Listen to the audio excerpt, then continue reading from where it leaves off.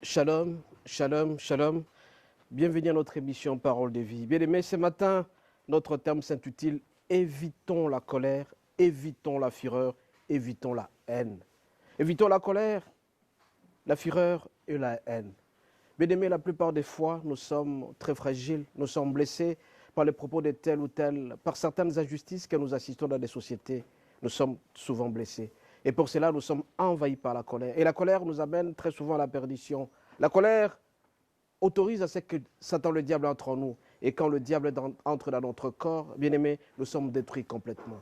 Mais avant de continuer notre thème, nous allons demander au Seigneur de nous accorder la grâce du Saint-Esprit afin que ce qui sortira de notre bouche puisse avoir un impact.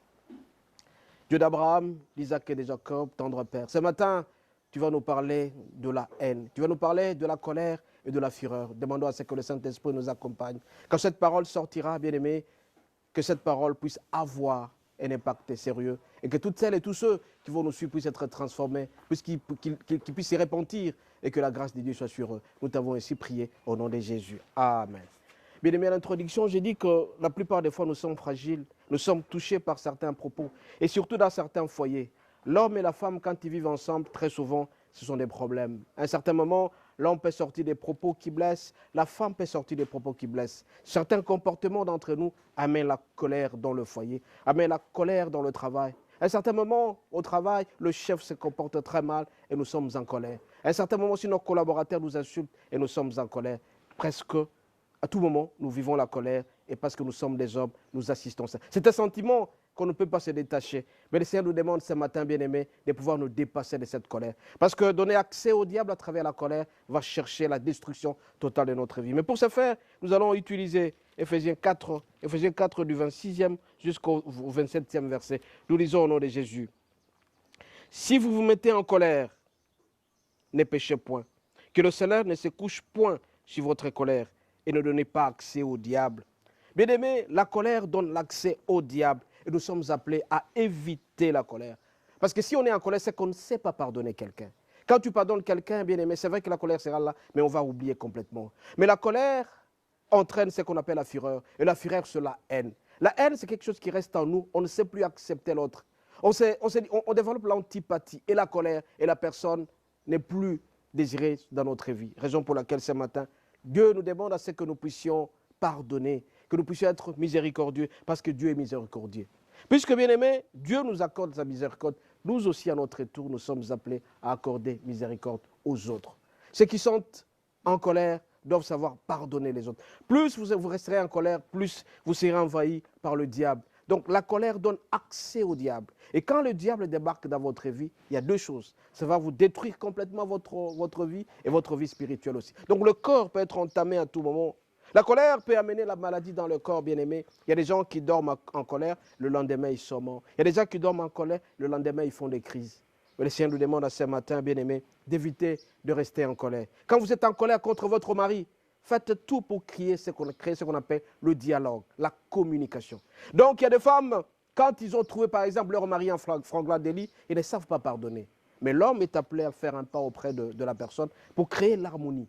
Et donc, si vous restez en colère contre votre mari, au fur et à mesure que vous allez rester en colère, vous allez développer l'antipathie de votre mari. Et c'est le diable qui prendra place dans votre vie. Et quand le diable va vous prendre à bras le corps, bien aimé, vous serez détruit complètement. Ne donnons pas accès au diable. La parole de Dieu déclare ici dans verset 27, ne donnez pas accès au diable. Et verset 26, que le soleil ne se couche point sur votre colère. Une femme, quand elle se fâche contre son mari, c'est toute la nuit, elle est fâchée. Et toute la nuit, elle ne sait même pas parler à son mari. Donc, elle donne accès au diable. Et quand elle sortira dehors, à ce moment-là, il te fera d'autres sourires et le diable va en profiter. Le Seigneur nous demande ce matin, bien-aimé, d'accorder la miséricorde à tout bon, d'accorder le pardon et l'amour et la grâce de Dieu sera sur nous parce que tout simplement, nous savons pardonner. Bien-aimé, on ne sait pas pardonner si on ne sait pas s'humilier devant Dieu. Satan, le diable, peut nous amener la colère et peut faire en sorte que nous puissions être détruits complètement. C'est pourquoi ce matin, nous devons marcher dans l'amour, nous devons marcher dans le pardon. Et quand nous allons pardonner les autres, bien-aimés, nous allons expérimenter la gloire de Dieu. À cause de la colère, beaucoup de gens ont perdu de la vie. À cause de la colère, beaucoup de gens ont perdu certains maris ou certaines femmes qui étaient la perle rare. Donc, si vous installez la colère dans votre vie, surtout dans le foyer, que ce soit un mari, que ce soit une femme, vous allez attirer l'infidélité, vous allez attirer l'adultère, vous allez attirer la fornication. Et quand tout cela débarque dans votre vie, c'est la destruction totale, la destruction massive. C'est pourquoi le Seigneur demande à ce que nous puissions pardonner. On est humain, c'est vrai, c'est un sentiment qui anime la joie et la colère, ce sont les sentiments qui sont liés à l'homme. Mais quand l'homme sent, ou la femme sent que la colère est en train d'envahir, il faut se retirer un tout petit peu, demander à Dieu qui vous donne l'intelligence et la sagesse de fuir cette colère. Mais la présence de Jésus dans notre vie peut petit à petit diminuer, peut petit à petit amortir la force de la colère dans notre vie. Donc au fur et à mesure, vous allez écouter la parole de Dieu. Au fur et à mesure, vous allez sentir que la présence de Dieu va vous envahir. Et certains propos qui vous seront adressés par certains gens, vous allez tout simplement fuir. Raison pour laquelle, avec le Saint-Esprit, vous saurez que cette personne va m'amener la colère. Cette personne va m'amener la haine et le diable viendra en nous. Bien-aimés, quand vous développez la colère dans votre vie, quand vous développez la fureur, c'est la haine. Et quand vous commencez à haïr votre mari, comment vous allez vivre avec cette personne-là? Et c'est le diable qui va débarquer. Quand vous développez la haine contre votre chef, comment vous allez travailler? Vous n'aimerez jamais votre chef. Et quand vous développez la haine contre vos enfants, regardez un peu les conséquences par après. C'est pourquoi ce matin, le Seigneur nous demande tout simplement de solliciter auprès de lui son grand amour. Et sa miséricorde et sa grâce sera sur nous. Bien-aimés, faisons tout pour être libérés de l'esprit de la colère. Il y a des gens qui sont nés comme ça. Il y a des générations et des générations. Dans certaines familles, la colère existe. On râle à tout moment. Mais faites tout pour vous débarrasser de cette colère-là. Parce que la colère vous amènera droitement vers le mur et vous serez malheureux un jour parce que la colère frappe quand ça peut détruire complètement et le regret débarque par après. Bien-aimés, notre cœur appartient au Seigneur. Et pour être libérés complètement, nous devons solliciter à ce que le Seigneur nous donne l'esprit de l'intelligence et de la sagesse, de comprendre que la colère peut nous amener droitement vers la mort. Il y a des gens qui ont été abusés sexuellement. Il y a des gens qui ont été abusés physiquement, ils ont été violentés, ils ont été escroqués. Mais ils sont en colère contre certaines personnes. La fureur, on sent que la fureur. Et quand on trouve la personne, on a tendance à tuer. Mais le Seigneur nous demande tout simplement de ne pas endurcir nos cœurs, de ne pas avoir le cœur de pierre. Quand tu as un cœur de pierre, tu n'as pas le cœur de la chair. C'est que tu peux développer l'antipathie facilement et il y aura des conséquences très néfastes dans ta vie. Bien-aimés, la présence de Jésus est d'une importance capitale dans notre vie. Jésus seul pour nous libérer de la colère. Il y a des gens, tellement ils ont été colériques pendant 20 ans, 30 ans, ils ne savent pas pardonner. Alors, au fur et à mesure, vous serez colérique, au fur et à mesure, vous ne saurez pas pardonner et votre vie ne sera pas avancée. Parce qu'il y a certaines bénédictions qui sont liées au pardon. Il y a certaines maladies qui peuvent être guéries par rapport au pardon. Ne gardez jamais la colère contre certaines personnes. Vous devez savoir pardonner. C'est vrai que cette vie, elle est faite du haut et des bas. À un certain moment, on est déçu. Les personnes vers lesquelles on fait confiance, ce sont ces personnes-là qui nous déçoivent de plus en plus.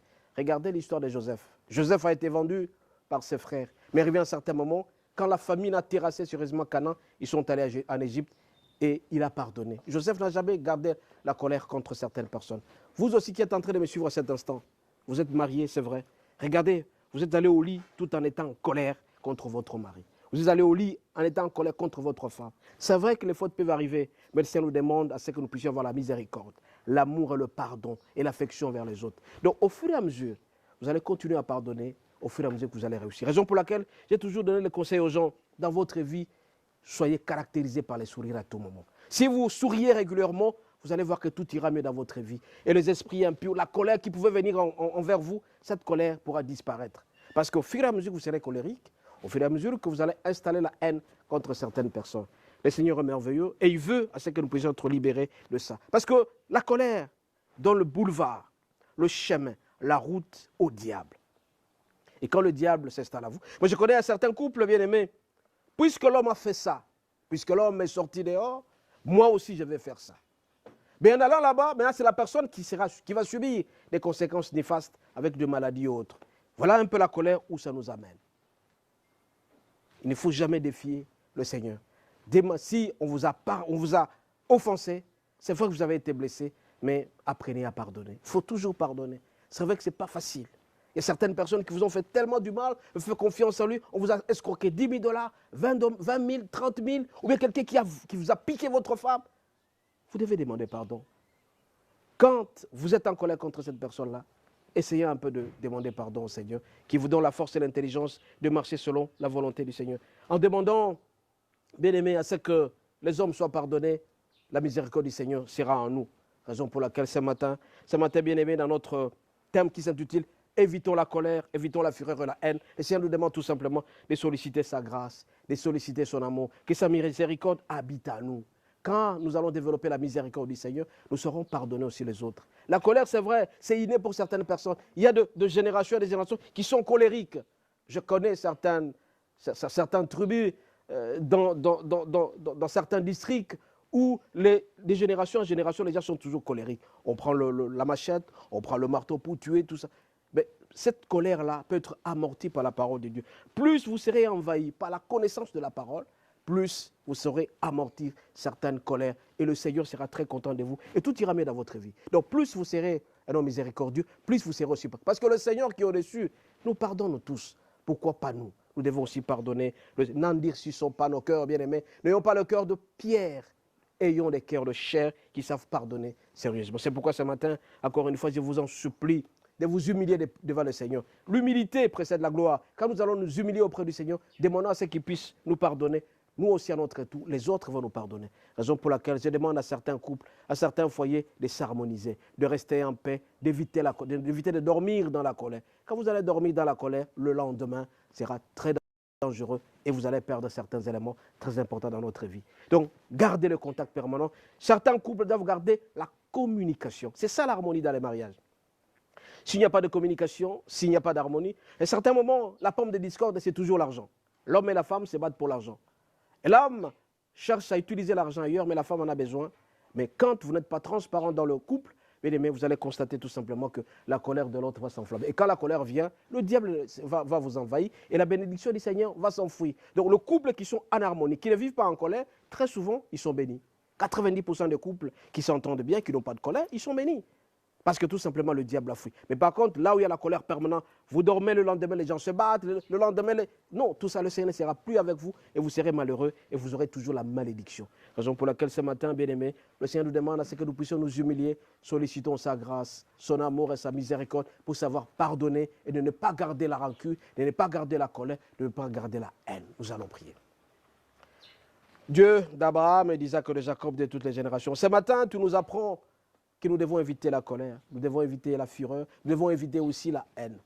Nous voulons vivre ta bénédiction, Seigneur, mais développe à nous, nous t'en supplions, l'amour, la miséricorde et la grâce. Que nous puissions savoir écouter les autres. Et quand nous sommes envahis par la colère, que le Saint-Esprit descende en nous et qu'il puisse nous débarrasser de cela. Parce que la colère donne accès au diable, la colère donne accès à la mort, la colère donne accès à beaucoup de choses qui risquent d'être néfastes dans notre vie. Accorde-nous la grâce d'être attachés à toi, de t'aimer et de demeurer fidèles à tes commandements, et que nous puissions jamais nous séparer de toi. Nous t'avons ainsi prié au nom de Jésus. Amen. Amen. Soyez bénis.